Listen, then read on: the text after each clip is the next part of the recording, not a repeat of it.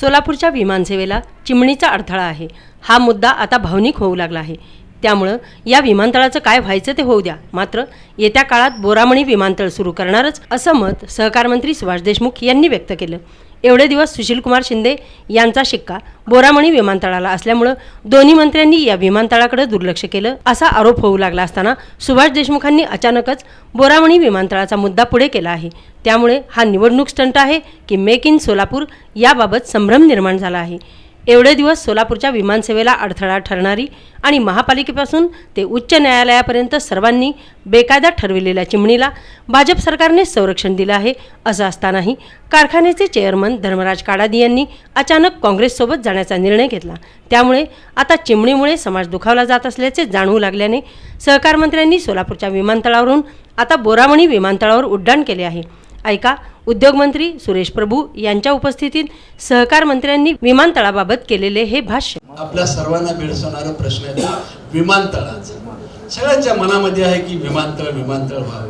मला असं वाटतं की थोडंसं माझ्या दृष्टीने भावनिक आहे, थोडंसं भावनिक व्हायला लागलेलं आहे। पण मी नक्की सांगतो पुढच्या काळामध्ये त्याचं काय विमानतळाचं होईल माहिती नाही। पुढच्या काळामध्ये बोरामणी विमानतळ कसं चांगलं होईल, लवकर कसं होईल याच्यासाठी माननीय सुरेश प्रभू असतील किंवा आम्ही ह्याच्याकडे मी स्वतः जातीने लक्ष घालून हे बोरामणी विमान, कारण अनेक व्यापारी एकच विचारतात विमानतळ काय। जे डॉक्टरला जरी विचारलं तरी डॉक्टर म्हणतात विमानतळ काय, कुठल्या बिल्डरला विचारलं ते म्हणतात विमानतळ काय। कुठलाही मला असं वाटतंय हा भेडसावणारा प्रश्न आहे। तात्काळ सोडवण्याचा प्रयत्न पुढच्या काळामध्ये करणार आहे। मला असं वाटतं हे सगळं सोलापूर शहरासाठी आणखीन आम्हाला भरपूर काय घ्यायचं। माननीय गडकरी साहेबांना मी विनंती केलेली आहे या सोलापूरमध्ये एक ड्रायपोर्ट आम्हाला पाहिजे, एक 100 एकरामध्ये ड्रायपोर्ट पाहिजे आहे। त्यांनी तत्वता मान्यता दिलेली आहे। मला असं वाटतं पुढच्या काळामध्ये सुद्धा त्याचा आम्हाला उपयोग होणार आहे। केंद्र सरकारमध्ये सत्ता आल्यानंतर या माझ्या शहराला काय काय मिळायचंय मला असं वाटतं की आम्हाला विनंती करतोय मी आपल्याला जाण आहे। मी असं म्हणणार नाही की भाजपलाच मत द्या, खरं सांगतो तुम्हाला सत्संग बुद्धीला विचार करा, कारण तुम्ही हुशार, तुम्हाला सगळं कळतंय चांगलं वाईट, दोघांनाही नमस्कार करा, आपलं काय वाटत नाही आणि तुम्ही करणारच आहेत, करायलाच पाहिजे ना, आपल्याला काय करा।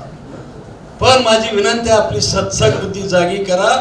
हा देश कोणाच्या हातात द्यायचा विचार करा। या देशाचं संरक्षण कोण करू शकतं विचार करा।